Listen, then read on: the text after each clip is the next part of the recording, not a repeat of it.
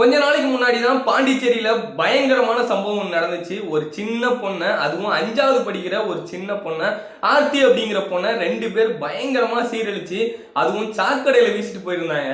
So அதை கண்டுபிடிக்கிறதுக்கே ஒரு 4 நாள் ஆச்சு. எப்படியோ ஒட்டுமொத்த குடும்பமுமே பயங்கரமா போராட்டம் பண்ணாங்க. எப்படியாவது அந்த பொண்ணை கண்டுபிடிச்சிருங்க அப்படின்னு சொல்லிட்டு அவங்க சொந்தக்காரங்களும் அக்கம் பக்கத்தில் உள்ளவங்களும் பயங்கரமா போராட்டம் பண்ணதுக்கு அப்புறம் தான் அந்த பொண்ணையே கண்டுபிடிக்க முடிஞ்சுச்சு. அதுவும் பணமா சாக்கடையில துண்டு துண்டா வீசி வச்சிருந்தாங்க. ஸோ அதெல்லாம் பார்க்கும்போது பயங்கரமான சோகமா இருந்துச்சு. ஸோ இந்த மாதிரி பிரச்சனைலாம் எங்கேயோ நடக்குது, இந்த மாதிரி கஞ்சா குடிக்கீங்க, இந்த மாதிரி பண்றாங்களே அப்படின்னு சொல்லிட்டு ஒரு 2 பேர் அரெஸ்ட் பண்ணியிருந்தாங்க, கருணாஸ் விவேகானந்தன் அப்படிங்கிறவங்கள. ஸோ அது மட்டும் இல்லாம இன்னொரு பக்கம் பார்த்தீங்கன்னா ஃபாரின்ல இருந்து ட்ரிப் வந்திருந்தாங்க. ஸோ அவங்களையும் ஜார்க்கண்ட்ல வந்து பயங்கரமா சிதைச்சு வச்சிருந்தாங்க. ஸோ அந்த பொண்ணும் ஹஸ்பண்டும் வந்து நாங்கள் 60 நாடு சுற்றி வந்தோம், எங்களுக்கு எதுவுமே நடக்கல, இந்தியாவில் இந்த மாதிரி நடந்துச்சு அப்படின்னு சொல்லிட்டு சோகமாக ஒரு வீடியோ போட்டிருந்தாங்க. அவங்களுக்கும் ஒரு 10 லட்சத்தை கொடுத்து எப்படியோ ஏதோ இனிமேல் நீ பேசாதீங்க அப்படின்னு சொல்லிட்டாங்க போல. ஸோ அந்த மாதிரி நிறைய சம்பவம், இதுக்கெல்லாம் காரணம் கஞ்சா தான் அப்படின்னு சொல்லிட்டு இருந்தாங்க. தருமபுரியில மிட்டாரெட்டி அள்ளி அப்படிங்கிற கிராமத்தில் இன்னும் பயங்கரமான சம்பவம் நடந்திருக்கு. ஸோ இதெல்லாம் பார்க்கும்போது என்னடா இது இந்த அளவுக்கு நடக்குது, இதுக்கெல்லாம் காரணம் கஞ்சா தானா அப்படின்னு சொல்லிட்டு இதை பார்க்கும்போது ஏன்டா இப்படிலாம் பண்ணிட்டு இருக்கீங்க, சின்ன வயசு கஞ்சா வச்சு இப்படி பண்றீங்களே அப்படிங்கிற மாதிரி பயங்கரமான சோகமான விஷயம் தான் தருமபுரியில இப்போ நடந்தது.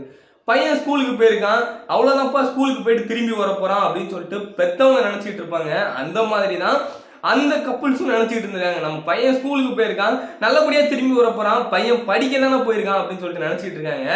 பையன் வரவே இல்லை, நைட் ஆயிடுச்சு, என்னடா இது பையன் நைட்டு வரைக்கும் வரவே இல்லை அப்படின்னு சொல்லிட்டு போய் தேட ஆரம்பிக்கிறாங்க. அக்கம் பக்கத்தில் எல்லாத்தையுமே விசாரிக்கிறாங்க, எதுவுமே தெரியல.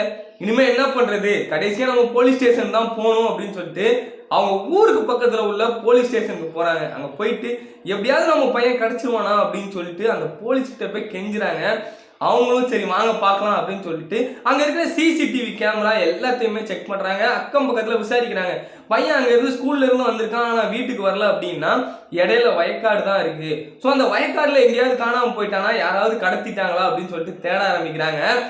அங்கேயும் சிசிடிவி கேமராவில் பார்த்தா அவங்க ஊரில் இருக்கிற இளங்கோ அப்படிங்கிற பையன், அந்த சின்ன பையனை கூப்பிட்டு வயக்காட்டு வழியாக வர்றது ஒரு சிசிடிவி கேமராவில் பதிவாயிருக்கு.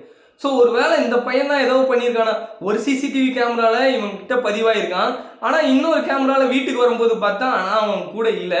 அப்போ என்ன பண்ணுறது, இவன் கூட தான் வந்திருக்கான், சரி நம்ம இளங்கோவை கூப்பிட்டு விசாரிப்போம் அப்படின்னு சொல்லிட்டு போலீஸ் இளங்கோவை கூப்பிட்டு விசாரிக்கிறாங்க.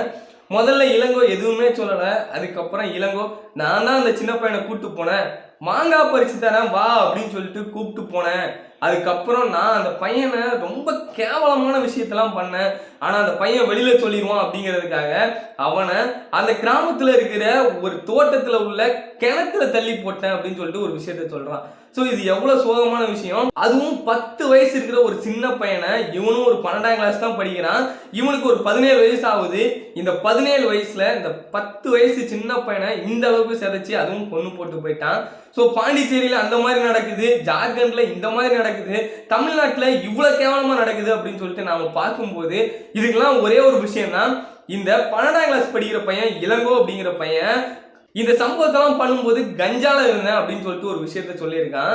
இன்னைக்கு போதை பொருள் அப்படிங்கிற ஒரு விஷயம் தமிழ்நாட்டில் இருக்கட்டும் எல்லா இடத்துலையுமே பயங்கரமாக பரவிட்டு இருக்கு. ஸோ நம்ம கிட்ட இருக்கிற சின்ன பசங்க, நம்ம வீட்டில் இருக்கிற சின்ன பசங்களை நாம கவனிக்காம விட்டுட்டோம் அப்படின்னா அவங்க இந்த மாதிரி ஏதோ ஒரு விஷயத்துல, நம்ம பசங்க நல்லா தான் இருக்காங்க, நல்லா படிச்சுக்கிட்டு இருக்கான், பையன் விளாண்டுக்கிட்டு இருக்கான், கடைக்குட்டி தான்ப்பா அவன் அப்படிதான்ப்பா சுற்றுவான் அப்படின்னு சொல்லிட்டு நம்ம வீட்டில் இருக்கிற நம்ம சின்ன பசங்களை நம்ம கவனிக்காம விட்டுட்டோம் அப்படின்னா அவங்க இந்த மாதிரி பழக்கத்துக்கு அடிமையாகி இந்த மாதிரி தவறான விஷயம் கூட செய்யறதுக்கு தயங்க மாட்டாங்க. ஸோ போதையில் இருக்கும்போது அவனுக்கு என்ன பண்ணுறதுன்னே தெரியாது அப்படின்னு சொல்லிட்டு சொல்கிறதெல்லாம் பயங்கரமான பொய். இருந்தாலும் இதுக்கு கஞ்சாவும் ஒரு காரணம் அப்படின்னு தான் சொல்கிறாங்க.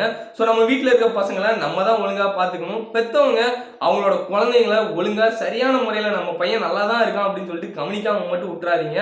ஸோ உங்களோட பையனை, உங்கள் பையன் என்ன பண்ணுறான் அப்படிங்கிறத கொஞ்சமாவது வாட்ச் பண்ண ஆரம்பிங்க. நம்ம வேலைக்கு போகிறோம், வேலைக்கு போயிட்டு வீட்டுக்கு வரோம், தூங்குறதுக்கே டைம் கரெக்டாக இருக்குது, அவனுக்கு தான் சாப்பாடு போட்டாச்சே, அவன் நல்லா தான் இருப்பான் அப்படின்னு சொல்லிட்டு பையனை ஒழுங்காமல் பார்க்காம விட்டோம் அப்படின்னா ஸோ கண்டிப்பாக இந்த மாதிரி பசங்க நிறைய தப்புகள் பண்ண ஆரம்பிப்பாங்க.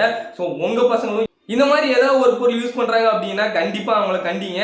ஸோ அவங்க கண்டிச்சாதான் அவங்க அதுல இருந்து வெளில வர முடியும். ஸோ நீங்க கண்டுக்காம விட்டீங்க அப்படின்னா இந்த மாதிரி நிறைய சம்பவத்தை அவங்க பண்ணாம விட மாட்டாங்க. ஸோ பார்த்துட்டு உங்களுக்கு எப்படி தோணுது அப்படின்னு சொல்லிட்டு கமெண்ட் பண்ணுங்க. பாண்டிச்சேரி சம்பவமே இன்னுமே ஜீரணிக்க முடியல, ஏன்டா தர்மபுரியில இந்த மாதிரி சம்பவம்லாம் நடந்துகிட்டு இருக்கு அப்படிங்கிற மாதிரி தான் தோணுது. ஸோ உங்களுக்கு எப்படி தோணுது அப்படின்னு சொல்லிட்டு கமெண்ட் பண்ணுங்க. தேங்க்யூ.